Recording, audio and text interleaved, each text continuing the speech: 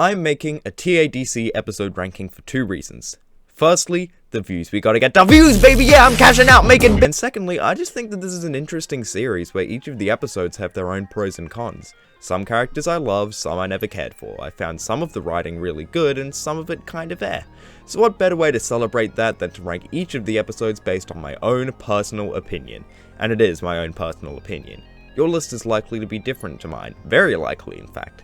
And I'll start off by saying that in this series there's only one episode I dislike and only one that I'm mixed on. The rest I, at the very least, enjoy. Anyway, since the show itself needs no introduction, I say we just dive right on in. I'm in danger! Alright, let's get this over with. Episode 8 is in the bottom spot. And it's not a case of I liked it but not as much as the others, or even it's not really my thing. No man, I actively dislike this episode and I'm honestly really confused to why absolutely no one else seems to.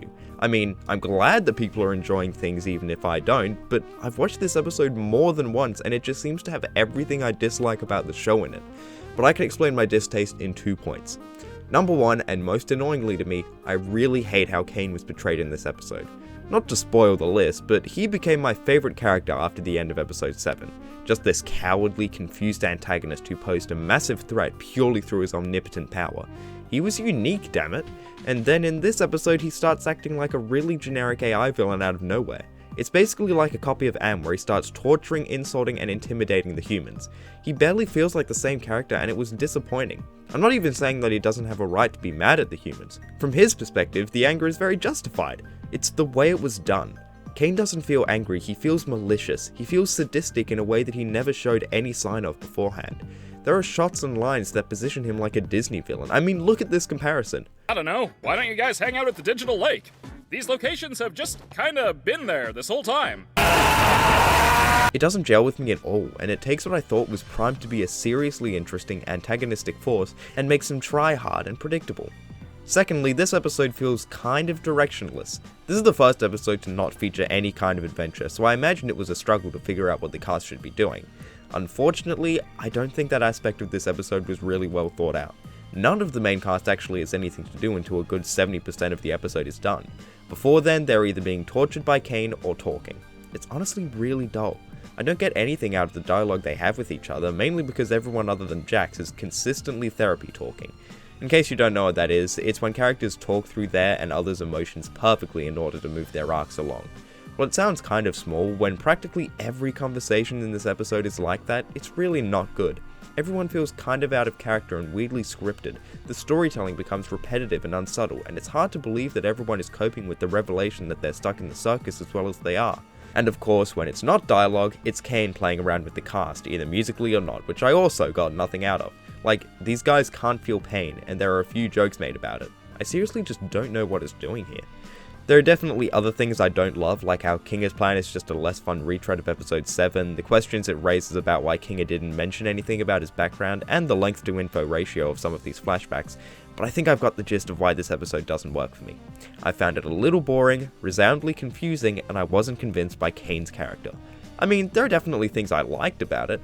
Alex Rochon goes all out on his vocal performance, the animation is stellar, and I honestly do kind of love the part where Kane snaps in the last 3 minutes. That was really intense and well earned because Kane wasn't trying to be villainous, he was truly just losing control of his emotions. I don't know, maybe I'm just being a heartless bastard and not liking this, but I just don't get this episode at all, and I don't really understand why so many people are in love with it. No hate to any of those people, hell, try convincing me on why it's so good in the comments, but I've said all I can really say, so let's move on to the things that I don't dislike. It's the end of the amazing Digital Circus! Episode 9, the grand finale. Where do we start? Oh, I know! My god, this probably had the single least fun pre-release drama out of any piece of media I've ever been excited for. First, we had the drama around it going to theaters. Then, we had the drama surrounding some of the voice actors allegedly being racist. Then, we had the entire episode leaking. Then, we had to hide from spoilers while people complained about it. Then, Gooseworks got into drama for responding nonchalantly, all while, for me personally, my enthusiasm had died down significantly after episode 8. It was such a mess. God damn it, this series deserved better. And it all led to an episode that so many people were calling underwhelming. Even diehard fans point out its flaws to this day. So what's my take? Let's start off with the negatives. First and foremost, the dialogue. Wow, it is not very good. As I got into in the last segment, this show has never had really great dialogue, but previous episodes at least got around that by being less serious. But it sticks out here, maybe worse than any other episode in the show. So much of it is just therapy speak and reassurances, and it kind of gets smothering after a while. A little of this would have been a nice way to end the series, but it's so overbearing, and it starts to set in that it has been since the start of the show. Hell, there's so much of this style of dialogue that it starts to model the characters. People like Ragatha and Zubu are a little unrecognizable because all of their scenes are just either crying or helping someone who's crying. Secondly, Kane. Yep, this guy gets 2 individual segments in each of the bottom spots. If episode 8 mischaracterized Kane as a mustache-twirling villain, episode 9 cannonballs him in the total opposite direction by turning him into a complete saint. This is probably the thing I predicted least about the finale, so there's something. But wow, this is maybe my least favorite writing decision in the show. Taking the most shocking and impactful moment of episode 8, then making it not true and speedrunning a redemption where Kane suddenly becomes not only completely moral, but also timid, quiet, and an all-around completely different person to what he was 2 episodes ago. I can't lie, it's unconvincing and unsatisfying. I didn't buy at all that he'd have this change of heart. Plus, I know people mainly criticize how much time Jax took up this episode, but Kane also has a ton of time spent on him when at this point he's even less lore relevant than Jax. How come he gets a pass? And also he just talks to himself out loud in order to explain the moral of the story to the audience. Okay, I have to move on. Look, I do have one more complaint, but I'll get into that a little later. Now, I really want to get into what I loved. I started watching this episode expecting to dislike it. I really did. I'd heard all the complaining online, I'd had my expectations lowered by episode 8, and I'd heard how many people didn't like Jax being the focus. So I prepared myself once Pomni went into the Jax abstraction. But honestly, Jax's scenes were my favorite part of the episode. Actually, scratch that. It was some of my favorite stuff out of the entire show. Not only did it add to the already very interesting Jax, but it's done in such an engaging way too. The way they're explored is really interesting, and a good way to diverge from the generic, misunderstood snowball trope that so many indie shows fall into. Like, yeah, they're a terrible person. Their insecurities and stupidity directly led to the death of their 2 closest friends, and instead of working through that, they just disassociate their way past it. But we also learn why they act this way, how their past informs their decisions, how they ended up like this. It's easy to both sympathize with them and see how awful they are at the same time, and that's an impressive feat of writing. Plus, Jax's mind has got to be one of the best locations in the show. I loved how random the different abstraction rooms were, how all the Jax spoke together in the break room, and I loved the first-person storytelling. Having this entire life told through little snippets makes it realistic, tightly scripted, and a much-needed change of pace from the past 2 episodes, which were mainly regular dialogue. And it all comes together in the streetlight scene, which, screw it, is my favorite scene in the show. This is exactly how Jax and Pomni's friendship should have ended. A tragedy. It's a really bittersweet look at the two, recognizing both that they could have had a close and meaningful friendship, but also that with Jax's mindset and actions, it wasn't meant to be. You get to see Pomni's righteousness and kindness shine through as Michael Kovac gives his best performance, and the visual design is top notch. It's such a satisfying emotional catharsis, and I could not have asked for more from it. But then we get to my final complaint. Things wrap up too nicely. After this great emotional farewell between the 2 protagonists of the series, Pomni's pulled out by the others. They then set up a tent for Jax to be inside so that they can be calm and the others can visit them along with the abstractions. And while I liked how well things turned out on first viewing, the more I thought about it, the more I realized that I don't think this meshes with the message at all. It's no longer a poignant cautionary tale, it's just a problem that the gang managed to fix. Maybe I'm mistaken, but the whole message with Jax is that there's a point where problems can't be fixed anymore. There's a point of no return in relationships that you can't come back from, no matter how good things could have been. Maybe there's a better interpretation that makes more sense, but if I'm right, the message is really muddled by the need to have a happy ending. This kind of sentiment extends to most of the episode. Kane is suddenly a kind-hearted good guy because the story needed to end with everyone being happy. The crew are okay with the fact that they're stuck in the circus forever, considering that that's literally life-altering. I just think it's a sign that maybe the writing team got too attached to these characters and it started messing with the story. So look, this episode is flawed. It's got messy dialogue, it's a messy conclusion, and it leaves a lot of questions unanswered. But I can't say I dislike it directly because of the Jax stuff. It really felt like you could hear Gooseworks' voice in those 20 minutes, more so than any other episode. And that's not something you can say about every web series out there. While I don't like it as a finale, I do, tentatively, like it as an episode. Also, Kaufmo is so funny in this, he's so chill that it's insane. Hey Jax, we get along pretty well, don't we? Back at it again at Krispy Kreme. Finally, we're into the episodes I feel positively about. Fast Food Masquerade is good. It's just a solid episode, only really held back by the fact that it doesn't have all that much going on. And that's fine, I'm sure it was intentional to have one episode where the characters just get to hang out, and it's pretty great at that. It's kind of crazy how consistently great the series is with the exception of episode 8 and 9, but I guess now would be a good time to mention that I've never really been the biggest fan of Gangle. Her and Zubul were always the characters I cared the least about, mainly because of how they kind of remain one note throughout the series. Actually, Gangle does get some development here, but it doesn't really affect the rest of the series in all that noticeable a way, which is pretty annoying. Anyways, I like what happens with her in this episode. The gradual fall into corporate monotony she goes down is well executed and follows a really satisfying logical flow. She's instantly optimistic about getting to do something she's used to, keeps the mask on even as things go wrong, the act becomes more and more tiring to keep up until it becomes the end of the day and she lets the burden off herself. It's satisfying and benefits from a couple of rewatches. I wouldn't say it's crazy good or one of the best in the show, but it's sweet and a worthwhile way to spend the episode. Anyways, do the other characters get to do interesting stuff? 50-50. Ragatha and Zubul both don't fare too well. I couldn't remember a single thing that Zubul did this episode after watching it more than once, which is a little odd for their first time joining an adventure ever. Ragatha's silly sauce shtick got on my nerves pretty quickly. It didn't really add all that much other than a few mean comments toward Gangle and maybe one or two funny moments. That's probably my least favourite aspect of the episode. But Jax and Pomni both fare way better.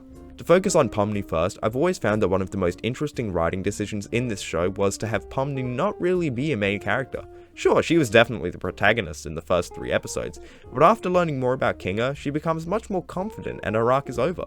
From then on, she was always important, but no more lore relevant than Jax or Kinga. I think this is a really cool way to create a deeper character-audience relationship, and episode 4 is the first one where she isn't in the limelight. It makes those moments where she checks up on Gangle feel that touch more real because she's not just a supportive side character, I mean, she's Pomni. And then we have Jax. Jax honestly just does fun stuff throughout this episode. They throw Ragatha in the deep fryer, they have that weird analog horror moment during the punishment scene, and they get to just be completely bored throughout the whole thing. It's just fun to watch, I don't know what to say. I guess the only other thing holding this episode back from being higher is the pacing. It's kind of hard to explain, but a lot of the scenes feel weirdly detached, or maybe it's slow. I don't know if you know what I'm talking about, but a lot of this episode has kind of a weird, unnatural vibe. Like, there's awkward pauses in between characters' lines, and a lot of the scenes don't really connect that much. I hope you know what I'm talking about, because I'm not sure if I can explain it more than that. Anyways, it's a good time and a worthwhile addition to the series. Made to be uneventful, and that's what it is. I miss my wife, Tails. I miss her a lot. Episode 3 is probably going to be surprisingly low for some of you, but here it is. To be honest, I think that this one is just more of a personal thing. I don't have that much of a reason to put it below the upcoming ones, but it just never connected to me the same extent that it did with others. I still definitely like it, it's got a lot of heart, and it's a pretty fun adventure, I just have some qualms with it, which I'll get out of the way now. I guess the big one is how the emotional core of this episode, that being Kinga's ability to remember in the dark, just doesn't make a whole lot of sense. Like, it raises so many questions that are totally unaddressed. What constitutes dark? He was in pitch black for a good 2 minutes this episode and he stayed crazy, but in episode 6 he goes sane in a dim room immediately. Why doesn't he tell anyone? Why doesn't Pomni tell anyone? How many memories does he get back? Why wouldn't he just wear a bucket everywhere? I do appreciate the idea of having a wise character only be sane for select parts of the story, I love it in fact, but it doesn't really work for me now that I've dug into it. And the other reason it's in 6th place isn't a bad thing in a vacuum, but I just prefer the adventures in other episodes. I, weirdly enough, was never that engaged by the Mildenhall Manor adventure, I just preferred the ones that were more outwardly silly or gave more of an opportunity to delve into the characters. That's really just personal taste. But yeah, other than that, I liked it. Obviously the main focus of this episode is Kinga and his backstory. I definitely didn't see this coming at first, but it's a great addition to the story. He's really genuine in his sane scenes and he's immediately sympathetic. In fact, the episode does such a good job at this that it uses therapy dialogue in the emotional moment at the end, but makes it work. It's also a nice way to close off Pomni's character arc. She now knows that someone's got her back no matter what goes on in the circus. She has someone who cares about her whether he knows it or not. Man, it's really optimistic. The Kinga stuff is obviously very good.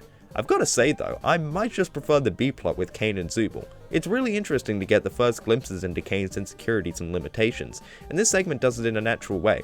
It's good to get a look into Zooble too and see what their whole deal is, and it makes sense that they were only given half an episode for this because they're notably the least important or mysterious.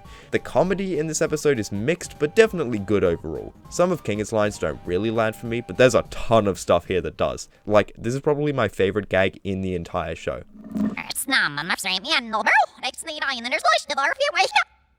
What? What is it doing here? Oh my god.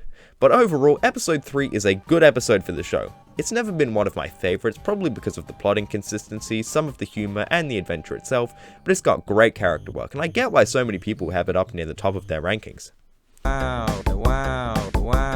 because of the computer. This is for anyone watching who was disappointed with the finale, because we're going as far away from that as possible, right back to the pilot. Yeah, I really like this one. I agree that it hasn't aged all that well with corny dialogue and visuals that are nowhere near the levels of future episodes, but it holds its own due to what I think is its most underappreciated element, the existential dread. I still remember watching this for the first time and immediately being interested in the world it set up. This inescapable fake digital landscape where nothing meant anything and you couldn't remember any personal details about the real world.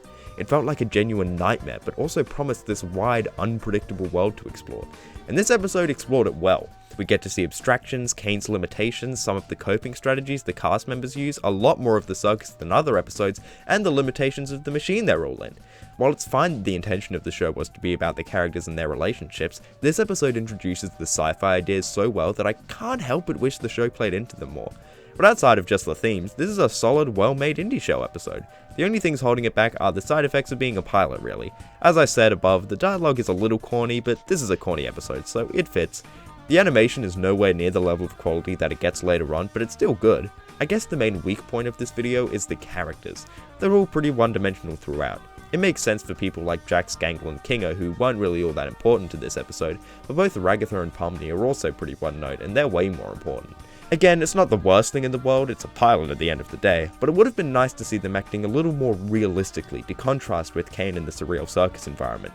And it's lower than the others since it doesn't hit their highs. There aren't all that many really funny lines or really cool story beats, stuff that we're going to see moving forward.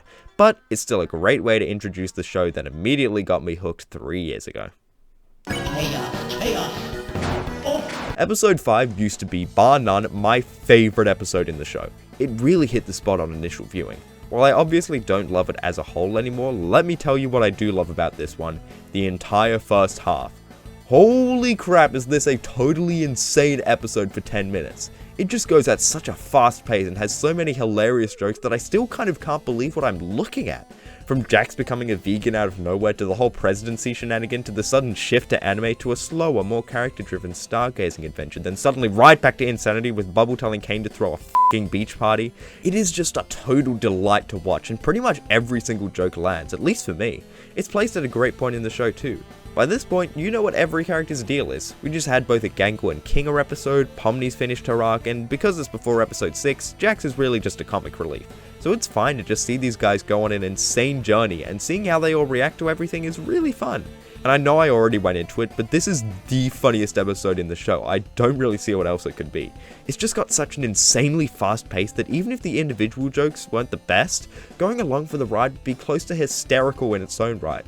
It's just fun to have an episode that is, by its very nature, unpredictable, go all out with the energy. My favorite moment has got to be the intermission, because not only does it have a great piece of music and downright hypnotic visuals, but the fact that it goes on for a full minute rather than just being a few second thing is hilarious and a real cherry on top of the structure of this episode.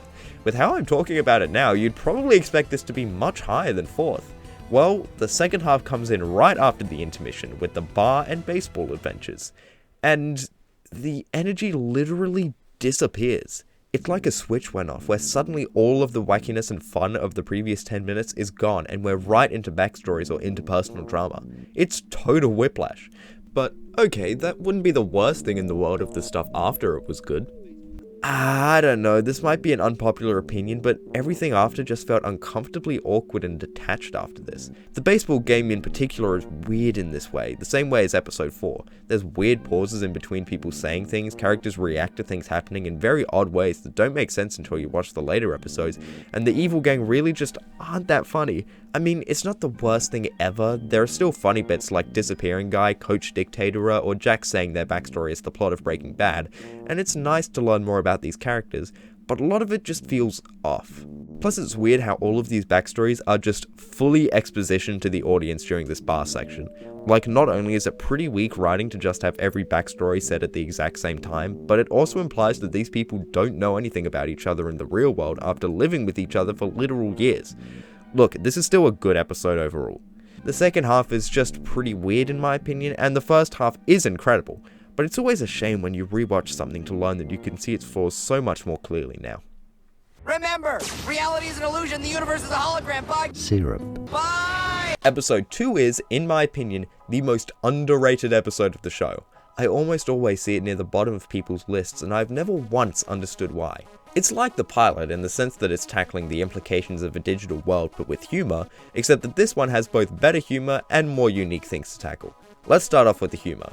Holy crap, have you guys seen the Mad Max scene in this thing? How are you not watching it right now? There are so many jokes that land there, from Kinga not being able to hear Ragatha over the knives, to the crocodile randomly emoting at the back of the truck, to the other crocodile not being able to reach the gear because his arms are too long. It's just such a fun time. That's not even mentioning one of the best lines in the show, that being, Sounds.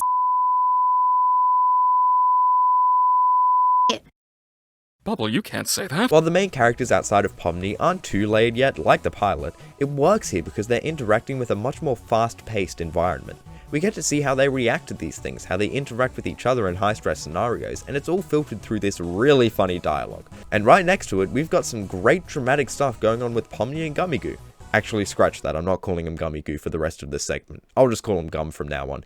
Anyways, the ideas at play here are fascinating. It sets in early on that this series is open to the idea of computers and AI gaining sentience, along with exploring how the circus and its elements are constructed.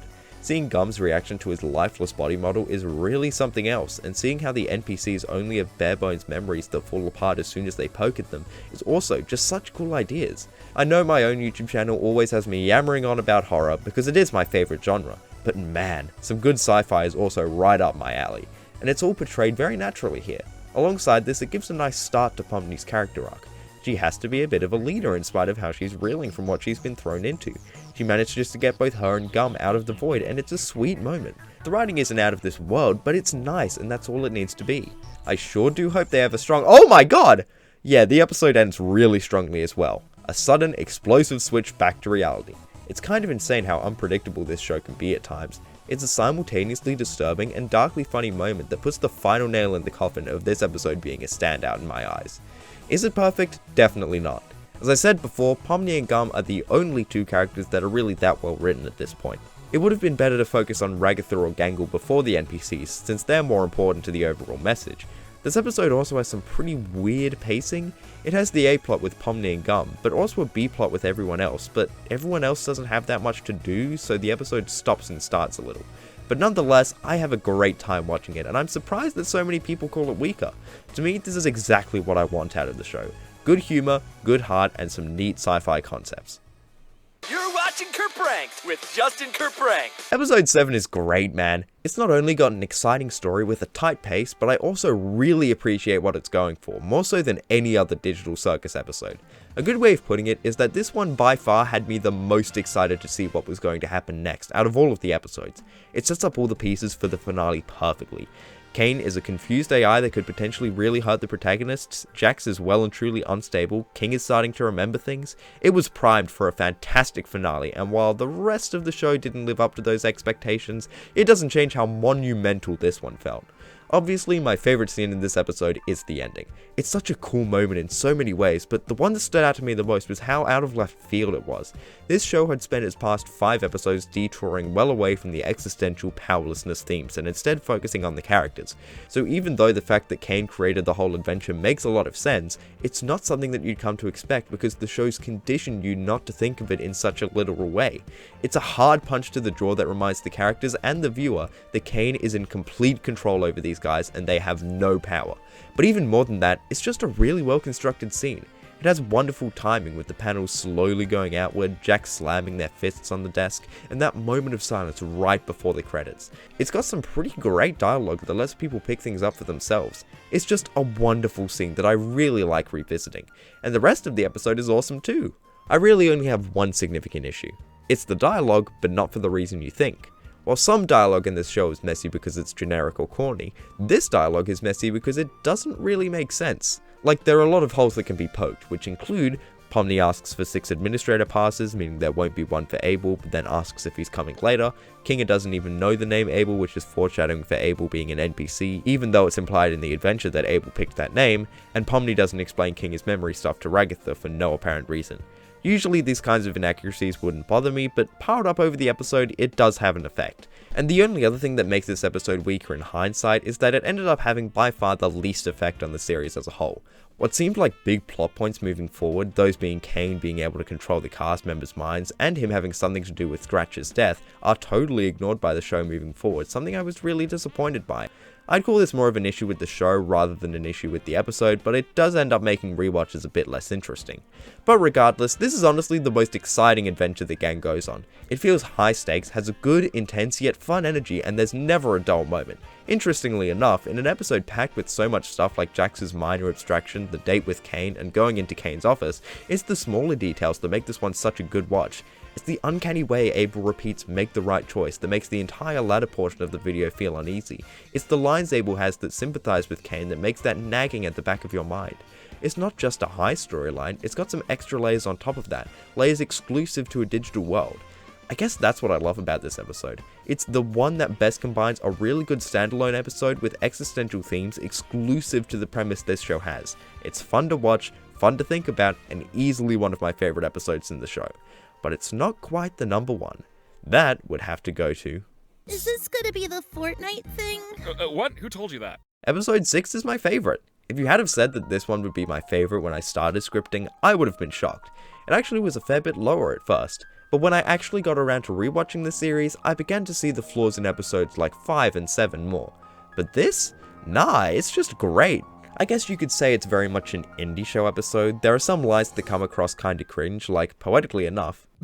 It's kinda cringe. And the therapy scenes are very on the nose, but in its entirety, this is an episode that starts off really fun and gets more and more intense throughout its runtime. It has this really awesome structure where pretty much all the characters start off a bit discontent. Ragatha is concerned about her friendship with Pomni, Gangle's afraid of Jax, Zubul wants to be there for Gangle, and so on. As the episode goes on, each of these plotlines gets ticked one by one, with Jax and Pomni set up as the last one to be resolved. Then, just as it reaches its natural endpoint, it's shattered. You feel for Pomni, you're just as confused as she is, and it's a wonderful way of demonstrating how Jax's ethos with life causes harm to the people they get close with. Their argument scene is probably the best written scene in the show, save for maybe the streetlight scene in the finale. Pomni catches on to what's happening early on, Jax's facade slips and comes back really smoothly, and none of it feels all that on the nose. It expands upon Jax's character immensely, of course, but I think people underestimate how much it does for Pomni as well, since this is the first time she actually goes out of her way to be a leader and try to save a friend. At first, Jax's whole "you are my playthings" monologue felt a little, cringe, but it's actually a pretty smart deconstruction of these types of characters. Like, no Jax, you're not that simple. It's that mindset that makes you a bad person, it's a cycle. There's just so many little details you can pick up in this argument, and it pays to rewatch multiple times. And what makes this scene all that much better is that it's set up very well beforehand. While the Battle Royale starts out as fun as any other adventure, it's very quickly tainted when you start to learn more about Jax. The scene where they repeatedly shoot Ragatha at the implication that they're going to corrupt Pomni, their nothing is real mindset, the first real confirmation that Gangle is genuinely being abused by Jax, it's all set up for this moment, something bubbling beneath the surface that starts exploding by the end. This episode also has a ton of banger jokes. It's very self-aware, which means it not only knows precisely when to put in jokes, but also how to transition between comedic and dramatic scenes. So it can have a tender moment where Gangle and Zubul open up to each other directly before... I'm right behind you, aren't I? It's also just got a really good concept to analyze each of the characters. A team-based battle royale.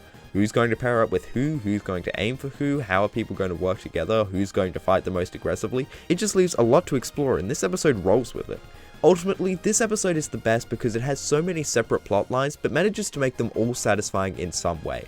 While the very obvious star of the show is Jax's ideas of the circus starting to break apart, there's so much more that's done well, like the aforementioned Gangle-Zubul relationship, Ragatha's insecurities, or even Kane starting to get sick of the cast members. It's fun, constantly engaging, funny, intense, and what I would call the gold standard for this show. So, that was my ranking of every episode in the amazing digital circus. While I was having a lot of trouble scripting this video at first because of how many opinions were going on around the show, I'm very glad I made it. I can now safely say that I think The Amazing Digital Circus is a good show. Is it an insane, unimpeachable masterpiece? It isn't. Is it a terribly written, edgy farce for 6-year-olds? Hell no. At the end of the day, it's a cartoon. It's a well-made, funny, sometimes thought-provoking cartoon that's a little messy and has a fair share of flaws. I hope that once the internet has collectively moved on from this show, Goose and the entire team is going to look back on it proudly. It was a monumental effort from tons of people, and I was seeing that in every episode, even when I wasn't enjoying them. I would have to, at the end of the day, give this show a very solid and respectable 7 out of 10. Good stuff. Now, if you disagree with some of my points or placements, which I'm guessing most of you are, feel free to leave a civil and polite comment on what you think. There's a lot to talk about opinion-wise in terms of this show, and I think that's really neat. So fire away, as long as you're being polite and civil. If you enjoyed, consider supporting the video with a like, or support the channel as a whole by subscribing. That's always appreciated. But with that out of the way, thanks for watching, drown yourself in the digital lake, and cue the outro music. Have you heard of Jax? He is quite a scam. When it comes to mischief, death and violence, he's the jam. The circus